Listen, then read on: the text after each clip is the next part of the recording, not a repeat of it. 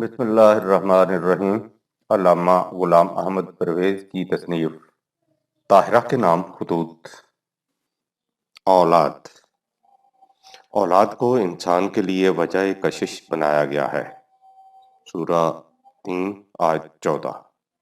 لیکن اگر اولاد کے لیے انسان ناجائز کام کرنے لگ جائے یا اولاد کی محبت ان فرائض کی راہ میں حائل ہونے لگ جائے جو خدا کی طرف سے عائد ہوتے ہیں تو یہی اولاد فتنہ کا موجب بن جاتی ہے۔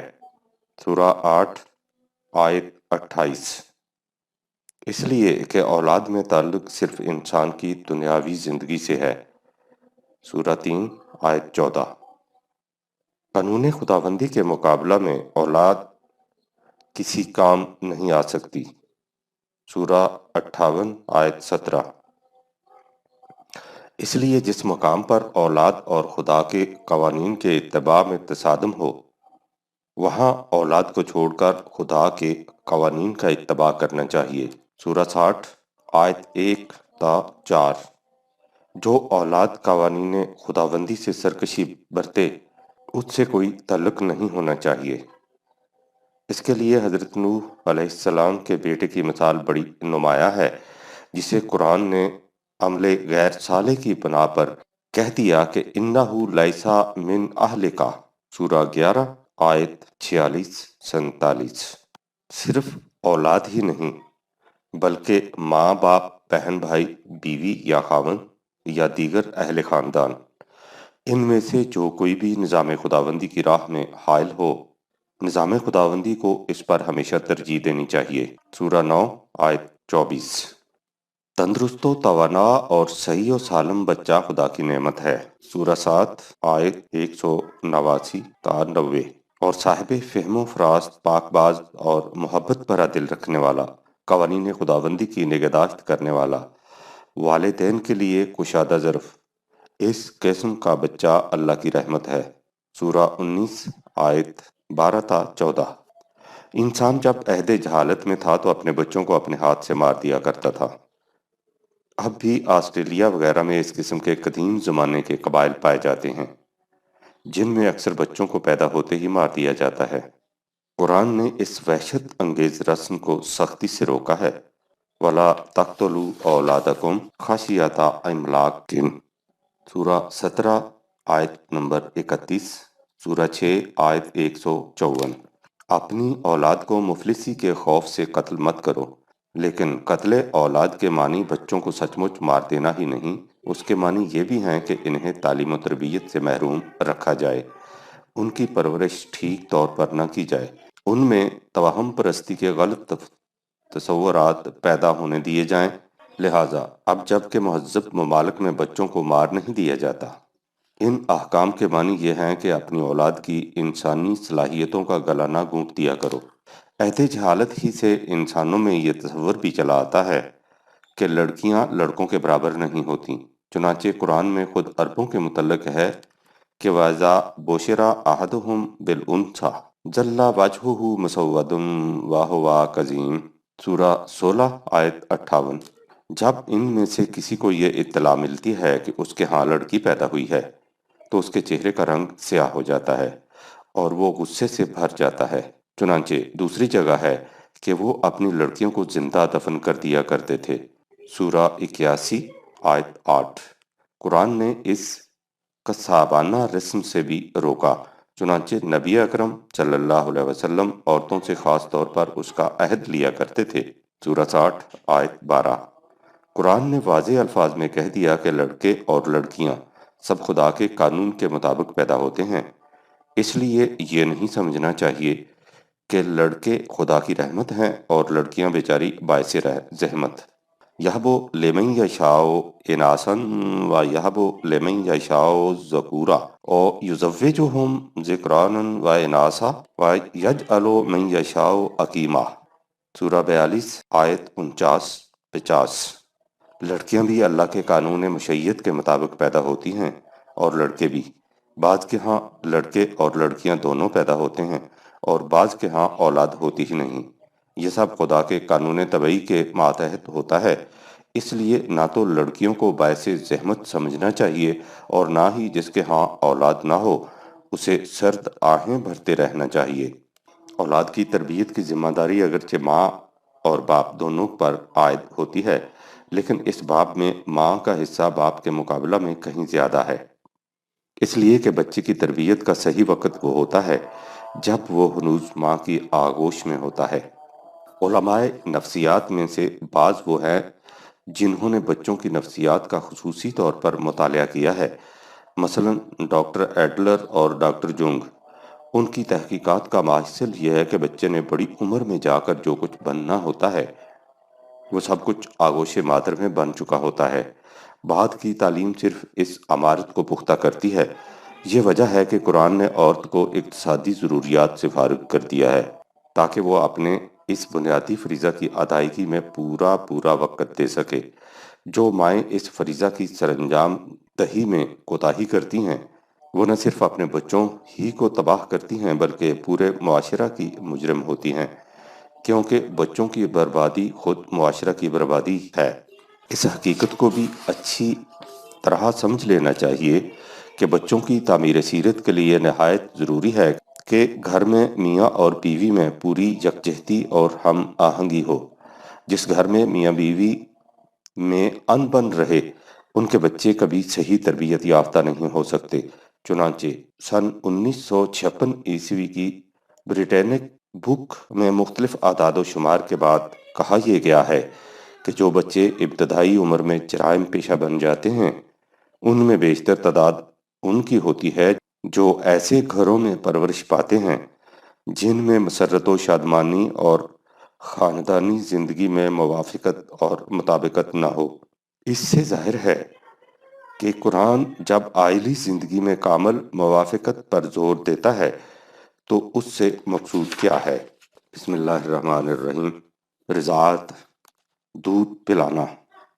قرآن نے اس کے متعلق حکم نہیں دیا کہ بچوں کو اتنی مدت تک ضرور دودھ پلایا جائے، اس کا فیصلہ حالات کے مطابق کیا جائے گا۔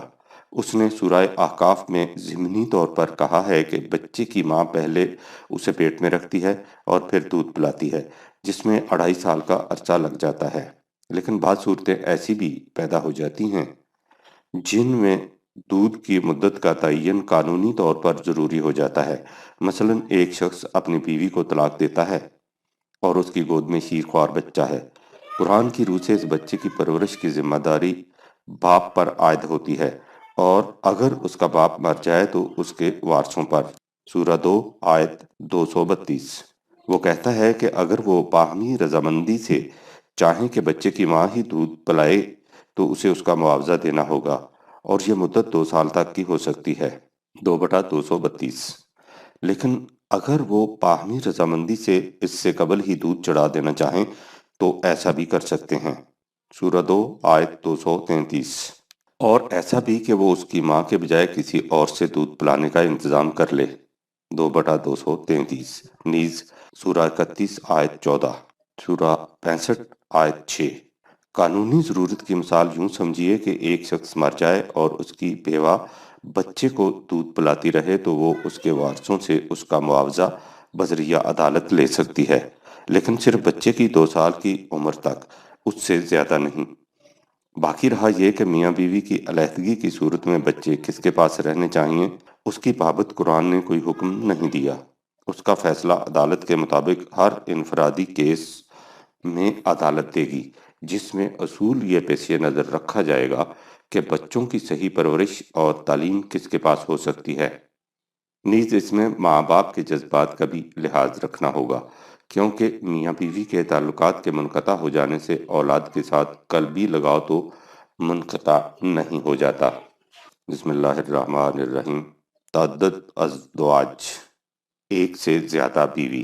ہم نے اس عنوان کو ان قوانین کے آخری حصہ میں اس لیے رکھا ہے کہ یہ سب سے اہم اور ہمارے معاشرہ میں اس کے متعلق بڑی غلط فہمی پھیلی ہوئی ہے۔ عام طور پر سمجھا یہ جاتا ہے اور اس کے مطابق عمل بھی ہوتا ہے کہ ایک مسلمان مرد جب جی چاہے 4 تک شادیاں کر سکتا ہے۔ یہ تصور قرآن کے بالکل خلاف ہے۔ قرآن عام حالات میں صرف ایک بیوی کی اجازت دیتا ہے، اگر بیوی سے نباہ کی کوئی صورت باقی نہ رہے۔ اگر اس بیوی سے نباہ کی کوئی صورت باقی نہ رہے، جیسا کہ طلاق کے عنوان میں بتایا جا چکا ہے، تو مرد اس کے بعد دوسری شادی کر سکتا ہے، اس کی موجودگی میں نہیں۔ سورہ نساء میں ہے وَإِنْ أَرَدْتُمُ اسْتِبْدَالَ زَوْجٍ مَّكَانَ زَوْجٍ وَآتِيتُمْ إِحْدَاهُنَّ سورہ 4 آیت نمبر 25۔ اگر تم ایک بیوی کی جگہ دوسری بیوی سے نکاح کرنا چاہو تو پہلی بیوی کا مہر پورا پورا ادا کر دو اور پھر اس کی جگہ دوسری بیوی لاؤ۔ اس سے بالکل واضح ہے کہ ایک بیوی کی جگہ ہی دوسری بیوی آ سکتی ہے، اس کی موجودگی میں نہیں۔ واضح رہے کہ قرآن کی روح سے اس کی اجازت نہیں کہ آپ محض ایک نئی بیوی لانے کے لیے پہلی بیوی کو طلاق دے دیں۔ قرآن نے طلاق کے لیے واضح احکام دیے ہیں جن کا ذکر طلاق کے عنوان میں آ چکا ہے۔ ان میں اس کی کہیں اجازت نہیں دی گئی کہ تم ایک نئی شادی کرنے کے لیے اپنی سابقہ بیوی کو طلاق دے دو۔ ہم نے اوپر کہا ہے کہ قرآن کی روح سے عام حالات میں ایک ہی بیوی کی اجازت ہے۔ اس سے ظاہر ہے کہ کوئی خاص حالات بھی پیدا ہو سکتے ہیں جن میں ایک بیوی کی موجودگی میں دوسری بیوی سے نکاح کیا جا سکتا ہے۔ قرآن نے ان حالات کی تصریح خود ہی کرتی ہے۔ سورہ نساء میں ہے وَإِنْ خِفْتُمْ أَلَّا تُقْسِطُوا فِي الْيَتَامَىٰ فَانكِحُوا مَا طَابَ لَكُم مِّن النِّسَاءِ مَثْنَىٰ وَثُلَاثَ وَرُبَاعَ فَإِنْ خِفْتُمْ أَلَّا تَعْدِلُوا فَوَاحِدَةً أَوْ مَا مَلَكَتْ أَيْمَانُكُمْ ذَلِكَ أَدْنَىٰ أَلَّا تَعُولُوا سورہ 4 آیت نمبر 3۔ اس آیت کے 4 ٹکڑے ہیں۔ ان چاروں کا ترجمہ اور مفہوم حسب ذیل ہے۔ پہلا ٹکڑا ہے وَإِنْ خِفْتُمْ أَلَّا تُقْسِطُوا فِي الْيَتَامَىٰ۔ عربی زبان میں یتامہ کے معنی وہ بچے بھی ہیں جن کے ماں باپ مر جائیں، اور وہ جوان عورتیں بھی جو بلا خاوند کے ہوں، خواہ وہ بیوہ ہوں اور خواہ وہ غیر شادی شدہ جوان لڑکیاں جنہیں خاوند نہ مل سکے۔ ذرا آگے چل کر قرآن نے یتام النساء خود ہی ان معنوں میں استعمال کیا ہے۔ سورہ 4 آیت 127۔ آیت کے معنی یہ ہیں کہ اگر ایسے حالات پیدا ہو جائیں جن میں تمہیں اس کا اندیشہ ہو کہ تم یتیم بچوں اور بے شوہر کی عورتوں کے مسئلہ کا منصفانہ حل نہیں کر سکو گے، یعنی ان کے جو تقاضے ہیں انہیں منصفانہ طور پر، جیسا کہ ان کا حق ہے، پورا نہیں کر سکو گے۔ مطلب صاف ہے کہ اگر کسی ہنگامی حالت میں، مثلا جنگ کے بعد جب جوان مرد بڑی تعداد میں ضائع ہو چکے ہوں، ایسی صورت پیدا ہو جائے کہ معاشرہ میں یتیم بچے اور لاوارث جوان عورتیں بغیر شوہروں کے رہ جائیں، تو اس ہنگامی صورت سے عہدہ برا ہونے کے لیے اس کی اجازت دی جاتی ہے کہ توحد ازدواج یعنی ایک بیوی کے قانون میں عارضی طور پر ریلیکسیشن پیدا کر کے فَانكِحُوا مَا طَابَ لَكُم مِّن النِّسَاءِ مَثْنَىٰ وَثُلَاثَ وَرُبَاعَ، ان میں سے ان عورتوں سے جو تمہیں پسند ہوں نکاح کر لو، اور اس طرح انہیں اور بیواؤں کی صورت میں ان کے ساتھ ان کے بچوں کو بھی خاندان کے اندر جذب کر لو۔ یہی ان سے منصفانہ سلوک ہے۔ یہ مسئلہ اگر دو بیویاں کرنے سے حل ہو جائے تو 2 کر لو، 3 سے ہو تو 3 سے، اور 4 سے ہو تو 4 سے۔ یہ تو رہا اجتماعی فیصلہ۔ انفرادی طور پر اس کی اجازت بھی اس کے لیے ہے جو ان بیویوں میں عدل کر سکے۔ اگر عدل نہ کر سکے تو ان ہنگامی حالات کے باوجود وہ صرف ایک ہی بیوی رکھے، جو عام قانون ہے۔ عدل کی شرط کے متعلق یہ سمجھ لینا چاہیے کہ یہ تو نفسیاتی طور پر ناممکن ہے کہ تم ہر بیوی کو یکساں چاہو۔ وَلَن تَسْتَطِيعُوا أَن تَعْدِلُوا بَيْنَ النِّسَاءِ وَلَوْ حَرَصْتُمْ سورہ 4 آیت نمبر 129۔ ایسا عدل تم کر ہی نہیں سکتے خواہ تم کتنا ہی چاہو۔ کہاں وہ بیوی جو تمہاری عمر بھر کی رفیقہ ہے، اور کہاں یہ جسے تم پہلی بیوی سے نفرت کی وجہ سے نہیں بلکہ محض معاشرہ کی ایک اجتماعی ضرورت کو پورا کرنے کے لیے جزوِ خاندان بنا رہے ہو۔ لیکن اس کے لیے اتنا ضرور کرو کہ فَلَا تَمِيلُوا كُلَّ الْمَيْلِ فَتَذَرُوهَا كَالْمُعَلَّقَةِ سورہ 4 آیت نمبر 129۔ ایسا نہ کرو کہ تم بالکل ایک ہی طرف جھک جاؤ اور دوسری کو ادھر لٹکا کر چھوڑ دو۔ چوتھا ٹکڑا ہے ذَلِكَ أَدْنَىٰ أَلَّا تَعُولُوا سورہ 4 آیت نمبر 3۔ تعاولو کے معنی بے انصافی کے بھی ہوتے ہیں اور عیالداری کے بوجھ کے نیچے دب جانے کے بھی۔ لہٰذا قرآن نے جو کہا ہے کہ اگر تم عدل نہ کر سکو تو پھر وہی ایک بیوی والے قانون پر کاربند رہو، تو اس سے ایک مقصد تو یہ ہے کہ تم ناانصافی نہ کر سکو، اور دوسرے یہ بھی کہ تم عیالداری کے بوجھ سے اس قدر دب نہ جاؤ کہ ان دو خاندانوں کی پرورش ہی نہ کر سکو۔ تصریحات بالا سے ظاہر ہے کہ قرآن کی روح سے نمبر 1 قانون بیک وقت ایک ہی بیوی منوگیمی کا ہے، لیکن اگر کبھی معاشرہ میں ایسے حالات ہنگامی طور پر پیدا ہو جائیں کہ یتیم بچے اور بے شوہر کی عورتیں بہت زیادہ رہ جائیں، تو ایسی اجتماعی مشکل کے حل کی ایک صورت یہ ہے کہ ایک بیوی کے قانون میں عارضی استثناء کر دیا جائے۔ اگر صرف یتیم بچوں کا مسئلہ ہوتا تو اس کے حل کی اور صورتیں بھی ہو جاتی، لیکن مسئلہ شادی کے قابل عورتوں کا ہے۔ ان مسلمان عورتوں کی شادی غیر مسلموں سے ہو ہی نہیں سکتی، انہیں مسلمان گھروں کے اندر ہی جذب ہونا ہے، تو اس کی شکل اس کے سوا اور کیا ہو سکتی ہے کہ ایک خاندان میں ایک سے زیادہ بیویوں کی اجازت دے دی جائے۔ ظاہر ہے کہ یہ اجازت اجتماعی ہے، انفرادی نہیں، یعنی معاشرہ ہی اس کا فیصلہ کر سکتا ہے کہ ایسے حالات پیدا ہو گئے ہیں یا نہیں۔ ایسی حالت پیدا ہو جانے کے بعد ایک سے زیادہ بیوی کی اجازت بھی صرف اسی فرد کو دی جا سکے گی جو ان سب سے عدل کر سکے اور ان خاندانوں کی پرورش کا کفیل ہو سکے۔ قرآنی معاشرہ میں اس کی کفالت معاشرہ پر ہوگی، لیکن جب تک وہ معاشرہ قائم نہ ہو اس کی ذمہ داری افراد پر ہی عائد ہوگی۔ اگر ان میں سے کوئی ایک شرط بھی پوری نہیں ہوتی تو پھر ایک بیوی والا قانون ہی نافذ رہے گا۔ معاشرہ میں ایسے اجتماعی حالات پیدا نہیں ہوئے یا ایسے حالات تو پیدا ہو چکے ہیں، لیکن ایک فرد مناسب عدل نہیں کر سکتا یا اتنے افراد خاندان کی پرورش کا کفیل نہیں ہو سکتا، تو پھر دوسری بیوی کی اجازت نہیں۔ یہ ہیں قرآن کی روح سے وہ غیر معمولی حالات جن میں ایک سے زیادہ بیوی کی اجازت ہوگی۔ ان کے علاوہ اور کسی حالت میں بھی قرآن کی روح سے ایک بیوی کی موجودگی میں دوسری بیوی کی اجازت نہیں۔ بسم اللہ الرحمن الرحیم۔ لونڈیاں۔ لیکن ہمارے ہاں معاملات 4 بیویوں تک پہنچ کر ہی رک نہیں جاتا، اس سے بھی آگے بڑھتا ہے۔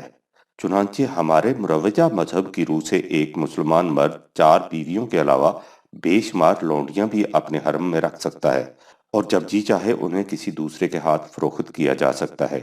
یہ تمام باتیں قرآن کے یکسر خلاف ہیں۔ قرآن کی روح سے نہ کوئی مرد غلام بنایا جا سکتا ہے، نہ عورت لونڈی۔ اس کے نزدیک ہر ابن آدم انسانی بچہ واجب التکریم ہے۔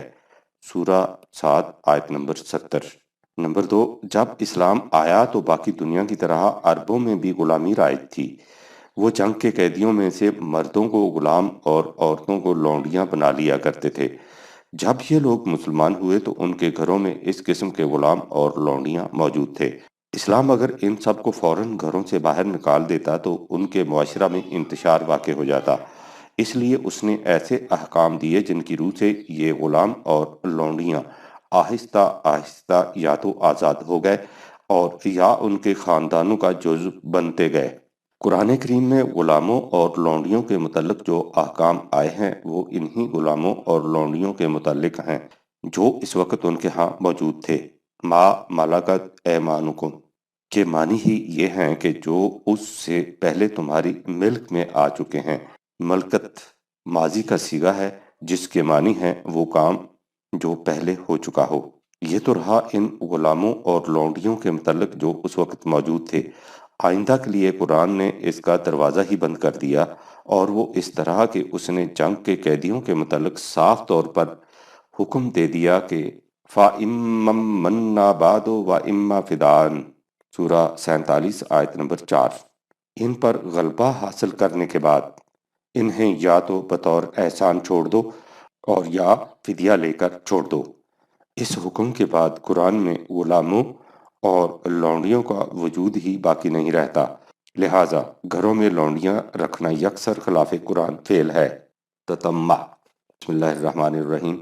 حضرت عائشہ کی عمر شادی کے وقت صغر سنی کی شادی کی تائید میں عام طور پر دلیل یہ پیش کی جاتی ہے کہ رسول اللہ صلی اللہ علیہ وسلم نے حضرت عائشہ رضی اللہ تعالی عنہا سے 6 سال کی عمر میں نکاح کیا تھا اور 9 سال کی عمر میں ان کی رخصتی ہوئی تھی۔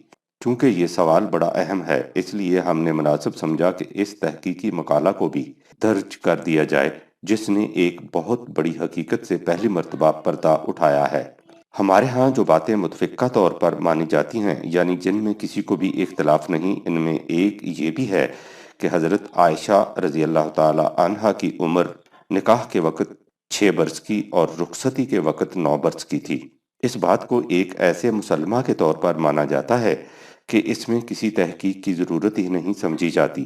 اس کی بنیاد ان روایات پر ہے جو بخاری، طبری اور طبقات ابن سعد وغیرہ میں ملتی ہیں، لیکن انہی اور ان جیسی تاریخ کی اور کتابوں میں ایسی روایات بھی موجود ہیں جن سے اس بات کی تردید ہوتی ہے اور اس کے برعکس یہ ثابت ہوتا ہے کہ شادی کے وقت حضرت عائشہ رضی اللہ تعالی عنہا کی عمر اس سے کہیں زیادہ تھی۔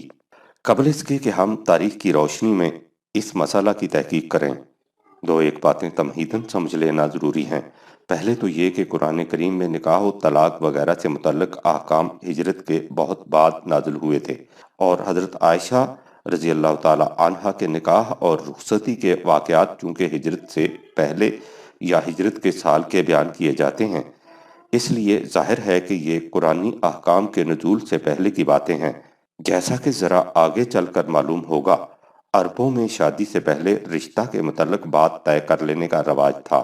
یہ وہی چیز تھی جسے ہمارے ہاں نسبت ٹھہرانا یا منگنی کرنا کہتے ہیں۔ قرآن میں صرف نکاح کا ذکر ہے، نسبت اور منگنی کا ذکر نہیں، لہٰذا روایات میں جو کہا گیا ہے کہ حضرت عائشہ رضی اللہ تعالی عنہا کا نکاح 6 برس کی عمر میں ہوا اور رخصتی 9 برس کی عمر میں، تو وہاں نکاح سے مقصود عربی معاشرہ کی رسم کے مطابق رشتہ کی بات چیت کا طے پانا یا منگنی کرنا ہے، اور رخصتی سے مراد شادی۔ بنابراین اصل سوال یہ کہ شادی کے وقت حضرت عائشہ رضی اللہ تعالی عنہا کی عمر کیا تھی۔ دوسری بات یہ ہے کہ اس زمانے میں عربوں کے ہاں کوئی خاص کیلنڈر رائج نہیں تھا جس کی روح سے وہ واقعات کا تعین اسی طرح کرتے جس طرح آج ہم تاریخ، دن، مہینہ اور سن لکھ کر تعین کرتے ہیں۔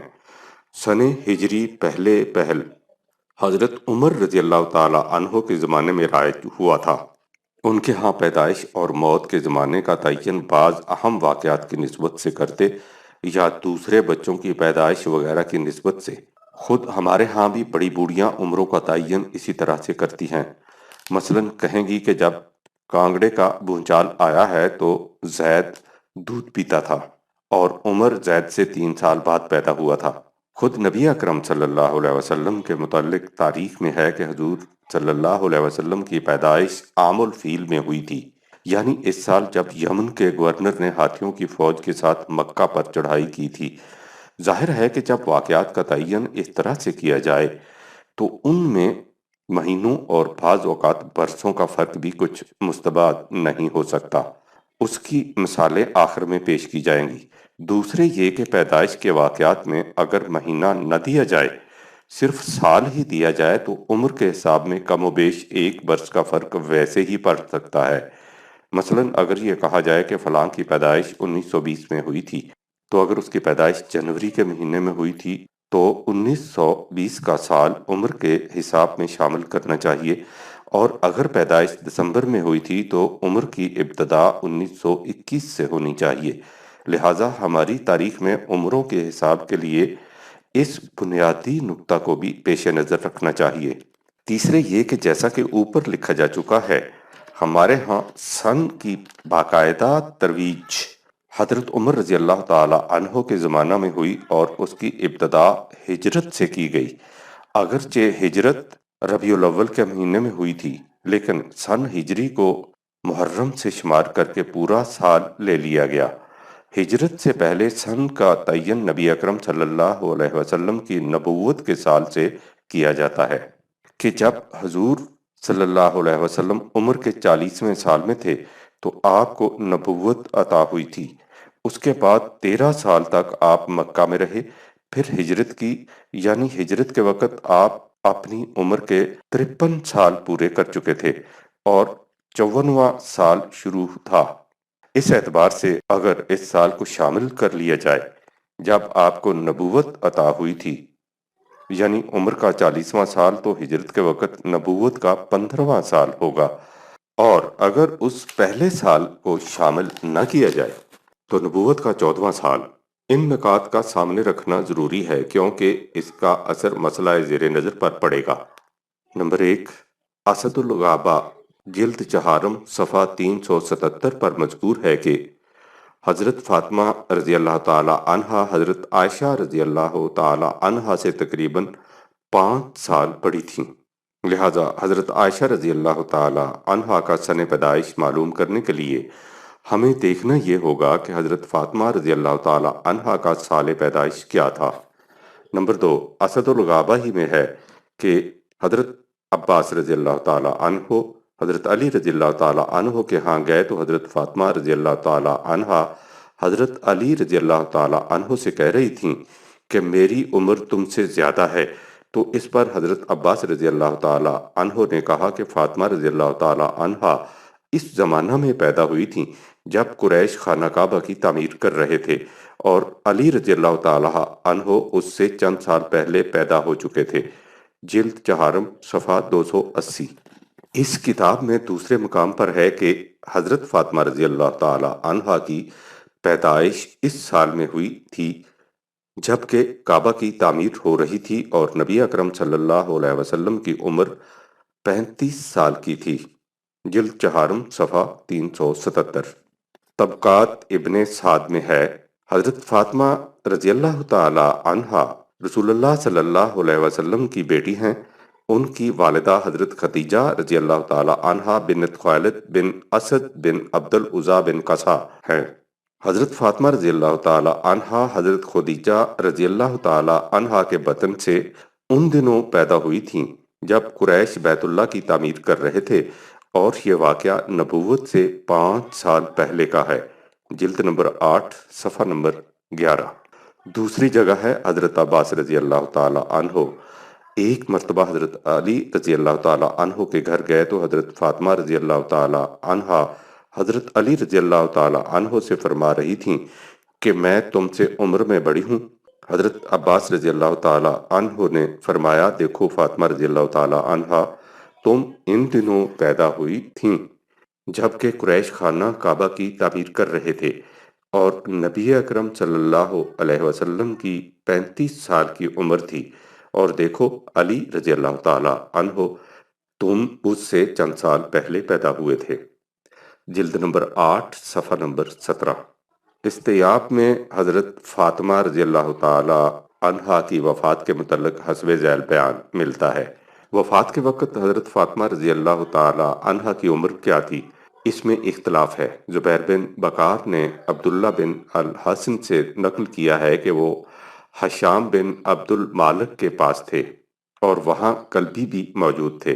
حشام نے عبداللہ بن الحسن سے دریافت کیا کہ اے ابو محمد، فاطمہ رضی اللہ تعالی عنہا بنت رسول اللہ صلی اللہ علیہ وسلم کی عمر کل کتنی ہوئی تھی؟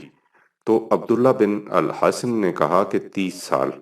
اس کے بعد حشام نے کلبی سے دریافت کیا کہ حضرت فاطمہ رضی اللہ تعالی عنہا کی کل عمر کتنی ہوئی؟ تو کلبی نے کہا کہ 25 سال۔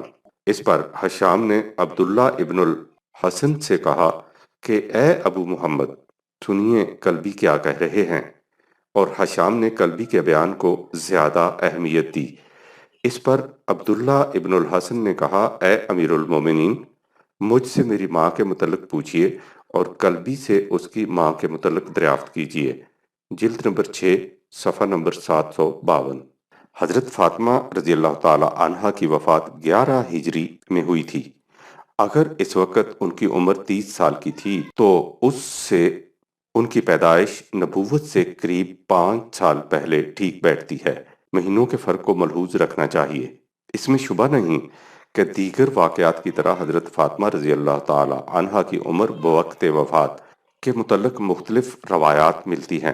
مثلا ایک روایت کی روح سے ان کی عمر 24 سال کی ہوتی ہے، حتیٰ کہ ایک کی روح سے 18 سال سے کچھ زیادہ، لیکن صحیح یہی نظر آتا ہے کہ وفات کے وقت ان کی عمر قریب 30 سال تھی اور پیدائش نبوت سے قریب 5 سال پہلے۔ اس سے ظاہر ہے کہ حضرت عائشہ رضی اللہ تعالی عنہا اس سال پیدا ہوئیں جب نبی اکرم صلی اللہ علیہ وسلم اپنی عمر کے 40ویں سال میں تھے۔ حضرت فاطمہ رضی اللہ تعالی عنہا کی پیدائش سے قریب 5 سال بعد، یعنی اس سال جب حضور صلی اللہ علیہ وسلم کو نبوت ملی۔ آخر میں ایک اور روایت دیکھیے۔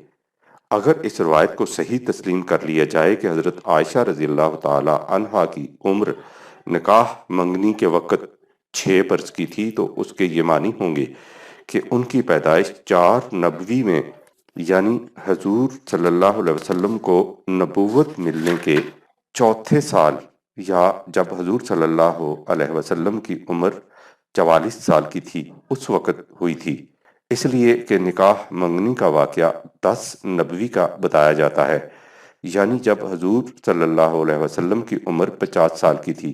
یہ بات بوجوہ غلط ہے۔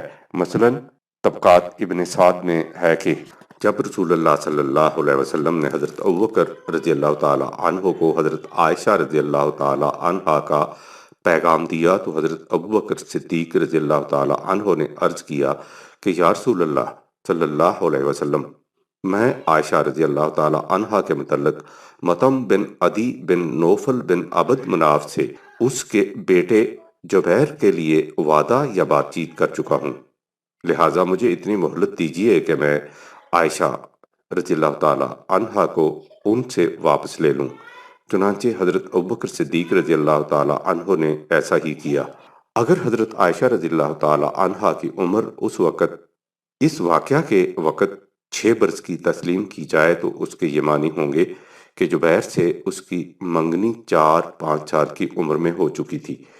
عربوں میں اس کی مثال کہیں نہیں ملتی کہ وہ 4-5 سال کی عمر کی لڑکیوں کی نسبت کر دیا کرتے تھے۔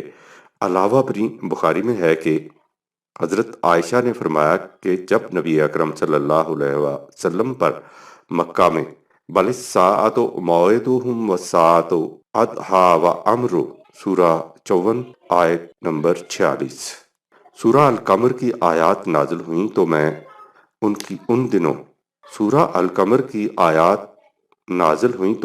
دنوں بچی تھی اور کھیلتی پھرتی تھی۔ بخاری جلد دوم صفحہ 204۔ سورہ قمر قریب 5 نبوی میں نازل ہوئی تھی۔ اس وقت حضرت عائشہ رضی اللہ تعالی عنہا کی عمر کم از کم اتنی تو ہونی چاہیے کہ انہیں معلوم ہو کہ یہ قرآن کی آیات ہیں اور بعد میں یہ واقعہ یاد بھی رہے۔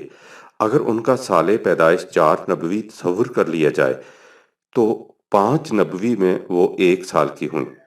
1 سال کی بچی کے لیے نہ کھیلنا پھرنا ممکن ہے، نہ قرآنی آیات کے متعلق یہ کچھ یاد رکھنا ممکن۔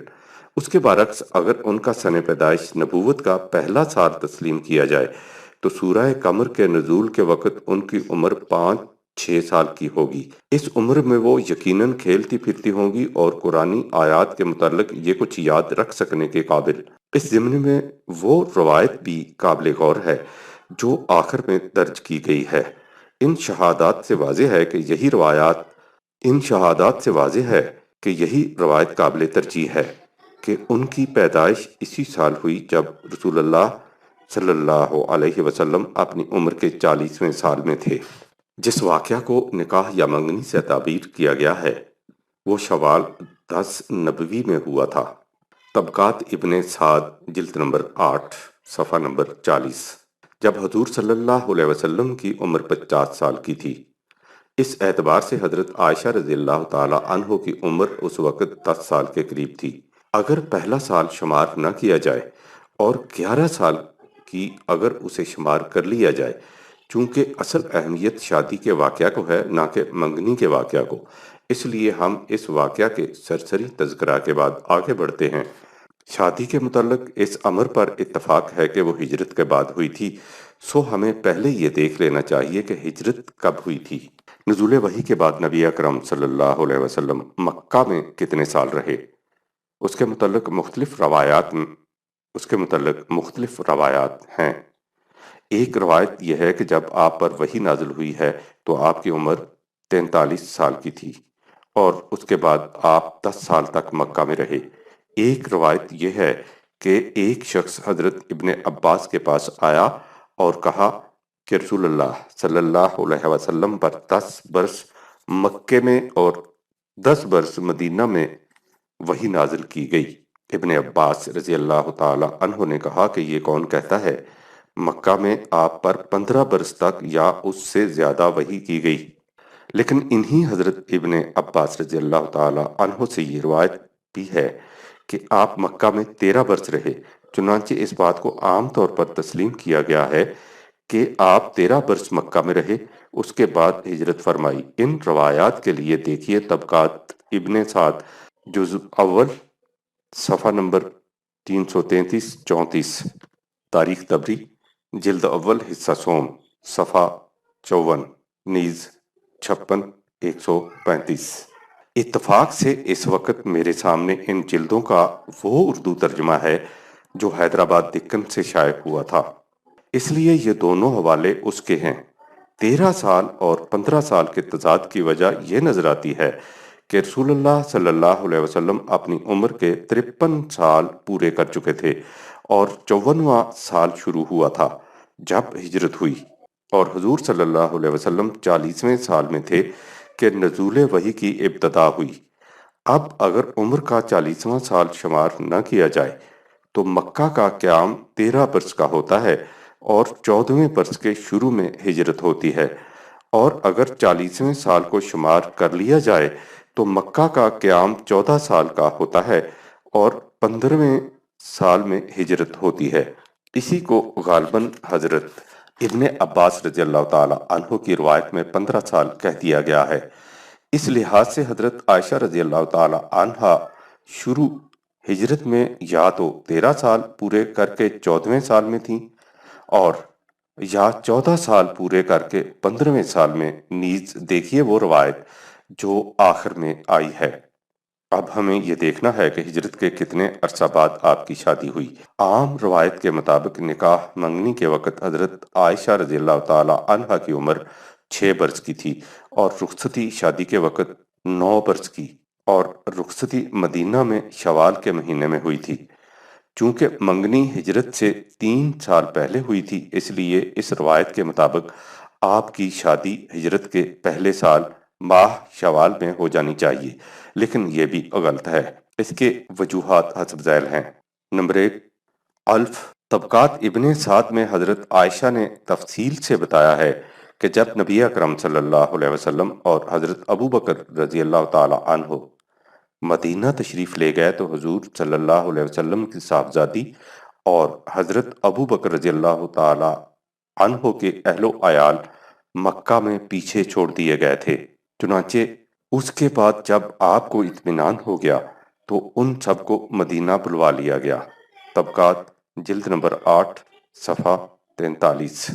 بخاری میں حضرت عائشہ رضی اللہ تعالی عنہا سے مروی ہے کہ جب ہم مدینہ میں آئے تو مجھے وہاں بخار آیا اور میرے سر کے تمام بال جھڑ گئے، اس کے بعد وہ پھر اگ آئے اور کندھوں تک آ گئے، تب آپ کی شادی ہوئی۔ بخاری جزء 2 صفحہ 204۔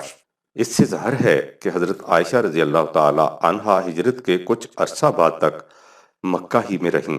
واضح رہے کہ ہجرت ربیع الاول کے مہینے میں ہوئی تھی۔ مدینہ تشریف لانے کے بعد آپ بیمار ہوئیں اور آپ کے سر کے بال جھڑ گئے، اس کے بعد وہ تمام بال دوبارہ اگے اور کندھوں تک آ گئے، اس کے بعد آپ کی شادی ہوئی۔ اگر یہ مانا جائے کہ آپ کی شادی ہجرت کے پہلے سال شوال میں ہوئی تھی تو اس کا مطلب یہ ہوگا کہ اوپر کے تمام واقعات 8 ماہ کے اندر اندر ربیع الاول سے شوال تک ہو گئے تھے۔ اگر یہ سمجھ لیا جائے کہ آپ کو ہجرت کے بعد مکہ سے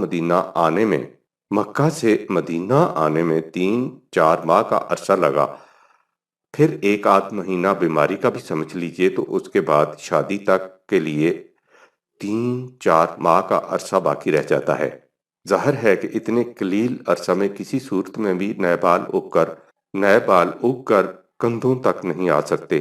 یہ ایک ایسی بدیہی بات ہے کہ بخاری کے شارح عینی نے بھی لکھا ہے یہ قول بہت ہی عجیب ہے کہ ان کی رخصتی ہجرت کے 7 مہینے بعد ہو گئی۔ یہ قول بالکل کمزور ہے۔ ان کی رخصتی جنگ بدر سے واپسی کے بعد شوال 2 ہجری میں ہوئی۔ عینی جلد 8 صفحہ نمبر 96۔ اس کی تائید استیاب نے بھی کی ہے، جس میں لکھا ہے کہ رسول اللہ صلی اللہ علیہ وسلم نے حضرت عائشہ رضی اللہ تعالی عنہا سے ہجرت سے 3 سال پہلے شوال 10 نبوی میں نکاح کیا تھا، اور ہجرت سے 18 ماہ بعد شوال میں مدینہ میں انہیں رخصت کرا کر لائے تھے۔ استیاب جلد نمبر 2 صفحہ 744۔ اور اسد الغابہ میں ہے کہ حضرت فاطمہ رضی اللہ تعالی عنہا کی شادی حضرت عائشہ رضی اللہ تعالی عنہ کی شادی سے 4 ماہ بعد ہوئی تھی۔ جلد نمبر 4 صفحہ نمبر 377۔ حضرت فاطمہ رضی اللہ تعالی عنہا کی شادی محرم میں ہوئی تھی۔ اب سوال یہ ہے کہ کس سنہ ہجری کا محرم تھا؟ بخاری میں ایک طویل روایت ہے جس میں مذکور ہے کہ حضرت علی رضی اللہ تعالی عنہ نے فرمایا کہ میری ایک اونٹنی تھی جو مجھے یوم بدر میں مال غنیمت میں ملی تھی، اور ایک اونٹنی مجھے رسول اللہ صلی اللہ علیہ وسلم نے اس حصہ میں دی تھی جو اللہ نے آپ کو بطور فے دیا تھا، یعنی خمس میں سے۔ میں نے ارادہ کیا کہ حضرت فاطمہ رضی اللہ تعالی عنہا بنت رسول اللہ صلی اللہ علیہ وسلم کو رخصت کرا کے لے آؤں، اور میں نے بنو قینقاع کے ایک سنار سے بات چیت کی کہ وہ میرے ساتھ چلے اور ہم چل کر ازخر گھاس لے آئیں۔ میرا ارادہ یہ تھا کہ ازخر گھاس کو سناروں کے ہاتھ فروخت کروں گا، اور اس سے جو رقم مجھے حاصل ہوگی اس سے شادی کا ولیمہ کروں گا۔ اس کے بعد ہے کہ حضرت حمزہ رضی اللہ تعالی عنہ نے کس طرح ان اونٹنیوں کی کھوکھیں پھاڑ ڈالیں۔ چونکہ یہ حصہ ہمارے موضوع سے غیر متعلق ہے، اس لیے اسے نقل کرنا ضروری نہیں سمجھا گیا۔ بخاری جزء سوم صفحہ نمبر 8۔ اس سے ظاہر ہے کہ جنگ بدر تک حضرت علی رضی اللہ تعالی عنہ کی شادی نہیں ہوئی تھی۔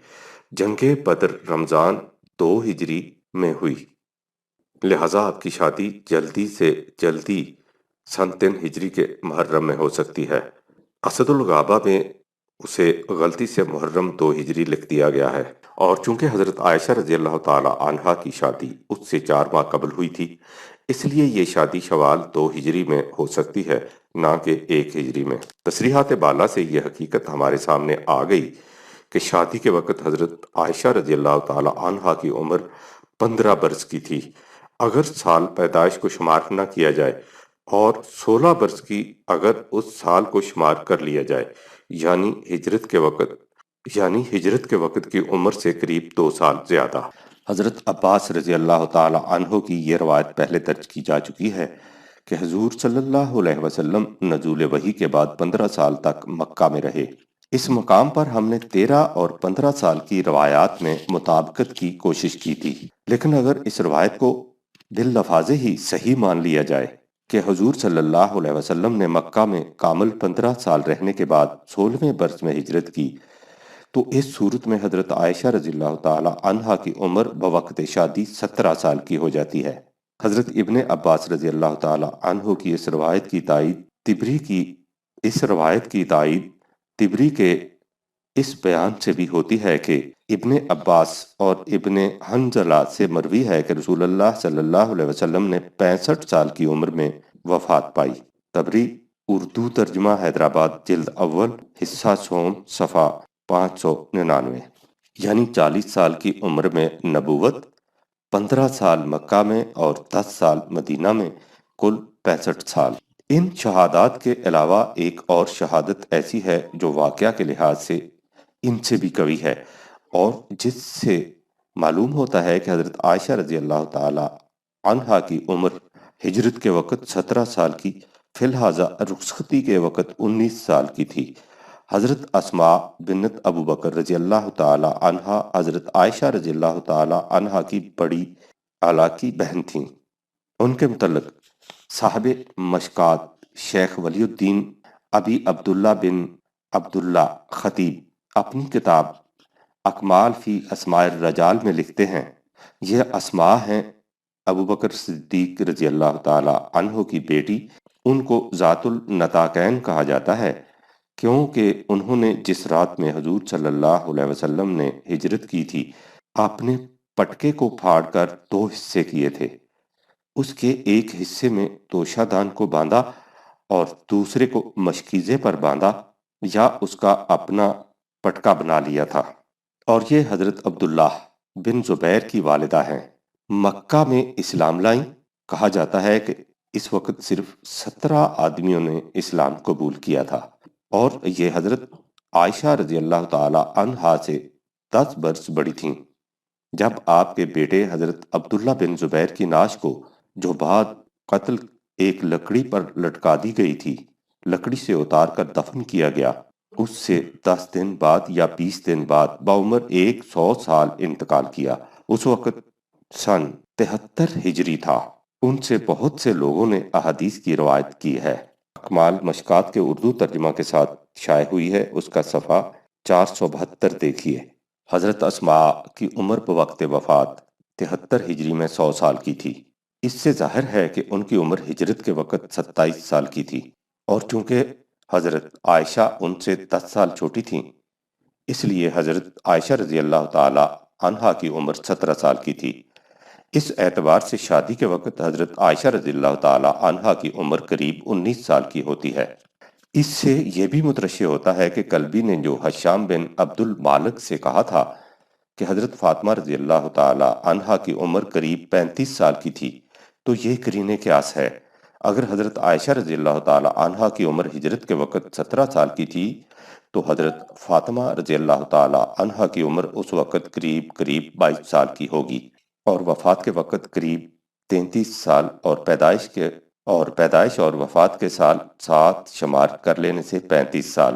بہرحال تصریحات بالا سے یہ حقیقت ہمارے سامنے آ گئی کہ شادی کے وقت حضرت عائشہ رضی اللہ تعالی عنہا کی عمر بعض روایات کے مطابق 19 برس اور بعض کے مطابق 17 برس کی تھی، اور 15-16 برس سے کم کسی صورت میں بھی نہ تھی۔ اس لیے وہ روایات کے شادی کے وقت آپ کی عمر 9 برس کی تھی۔ آپ اس وقت بچیوں کے ساتھ جھولے جھولتی اور نبی اکرم صلی اللہ علیہ وسلم کے ہاں آ جانے کے بعد بھی گڑیاں کھیلا کرتی تھیں، قابل قبول قرار نہیں پا سکتی۔ رسول اللہ صلی اللہ علیہ وسلم نے اپنی بیٹیوں کی شادیاں کی، ان میں سے کسی کی شادی بھی صغر سنی میں نہیں کی۔ سب سے آخر میں حضرت فاطمہ رضی اللہ تعالی عنہا کی شادی کی۔ اس وقت ان کی عمر کم از کم 21 یا 22 سال کی تھی، حالانکہ حضرت علی رضی اللہ تعالی عنہ جن سے ان کی شادی کرنی تھی خود گھر میں موجود تھے۔ آخر میں ضروری معلوم ہوتا ہے کہ میں تاریخ کے اس اہم نکتہ کو ایک بار پھر دہراؤں، جسے اس سے بیشتر کئی مرتبہ پیش کیا جا چکا ہے۔ یہ حقیقت ہے کہ تاریخ میں ہمیں ایک ہی واقعہ کے متعلق کئی متضاد روایات ملتی ہیں۔ مثلا طبری میں خود نبی اکرم صلی اللہ علیہ وسلم کی عمر کے متعلق یہ روایات موجود ہیں کہ آپ کی عمر 60 سال کی، 63 سال کی یا 65 سال کی تھی۔ طبری جلد اول حصہ دوم۔ یا مثلا حضرت فاطمہ رضی اللہ تعالی عنہا کی وفات کے متعلق ہے کہ وہ حضور صلی اللہ علیہ وسلم کی وفات کے بعد صرف 3 دن زندہ رہیں، یا 1 ماہ، 2 ماہ، 3 ماہ اور 5 دن، 4 ماہ اور بعض کے نزدیک 6 ماہ تک زندہ رہیں۔ بحوالہ سیرت النبی شبلی جلد دوم صفحہ 427۔ یہ فرق تو پھر بھی چند دنوں اور مہینوں کا ہے۔ حضرت سودا رضی اللہ تعالی عنہا کی وفات کے متعلق واقدی نے لکھا ہے کہ انہوں نے 54 ہجری میں وفات پائی، اور امام بخاری تاریخ میں لکھتے ہیں کہ انہوں نے حضرت عمر رضی اللہ تعالی عنہ کے زمانہ خلافت میں انتقال فرمایا، یعنی 23 ہجری سے پہلے۔ اس فرق کو ملاحظہ کیجئے کہ کس قدر زیادہ ہے۔ یہ تضاد جہاں تک ان واقعات میں ہو جن کا تعلق کسی دینی معاملہ سے نہیں، اور نہ ہی ان کا اثر نبی اکرم صلی اللہ علیہ وسلم کی ذات اقدس پر پڑتا ہے، ان میں چندہ مذائقہ نہیں کہ ایک روایت کو قبول کر لیا جائے یا دوسری کو۔ مثلا یہ کہ حضرت سودا رضی اللہ تعالی عنہا کی وفات 23 ہجری میں ہوئی تھی یا 54 ہجری میں، اس کا اثر نہ دین پر پڑتا ہے اور نہ رسول اللہ صلی اللہ علیہ وسلم کی ذات اقدس پر۔ لیکن ایسی روایات جن کا اثر دین پر یا حضور صلی اللہ علیہ وسلم کی ذات پر پڑتا ہے، ان کے متعلق بڑی احتیاط کی ضرورت ہے۔ ان کے بارے میں اصول یہ ہونا چاہیے کہ کوئی بات جو قرآن کے خلاف ہے، جس سے حضور صلی اللہ علیہ وسلم کی ذات کے خلاف کسی قسم کا تعان پایا جاتا ہے، وہ کسی صورت میں صحیح نہیں ہو سکتی، خواہ تاریخی اسناد کی روح سے وہ کتنی ہی ثقہ کیوں نہ قرار پا چکی ہو۔ تاریخ بہرحال ضمنی ہے، اس کے مقابلہ میں قرآن ایک یقینی شہادت ہے، اور یہ حقیقت بھی قطعاً یقینی ہے کہ نبی اکرم صلی اللہ علیہ وسلم کا کوئی قول یا عمل نہ قرآن کے خلاف ہو سکتا ہے اور نہ ہی شرف انسانیت کے خلاف۔ اس لیے ہمیں ضمنی چیزوں کو ہمیشہ یقینی باتوں کا تابع رکھنا چاہیے۔ اگر ہم اپنی تاریخ میں اتنی احتیاط برت لیں تو ہم دین کے معاملہ میں بہت سی الجھنوں سے بچ جائیں گے، اور سیرت نبی اکرم صلی اللہ علیہ وسلم کے بارے میں ان رنج دہ اعتراضات سے بھی جو ہماری تاریخی روایات کی بنا پر غیروں کی طرف سے آئے دن عائد ہوتے رہتے ہیں۔ ضرورت تو اس امر کی ہے کہ صدر اول کی تاریخ مذکورہ بالا معیار کے مطابق از سر نو لکھی جائے، تاکہ جن غلط واقعات کی بنا پر نبی اکرم صلی اللہ علیہ وسلم اور صحابہ کے بعد رضوان اللہ علیہم اجمعین کی سیرت داغدار ہو جاتی ہے، وہ واقعات تاریخ میں باقی نہ رہیں۔ لیکن جب تک ایسا نہ ہو سکے اس وقت تک ہمیں اتنا تو ضرور کرنا چاہیے کہ اس قسم کی روایات کے متعلق کہہ دیا جائے کہ یہ غلط ہیں اور مزید تحقیق کی محتاج۔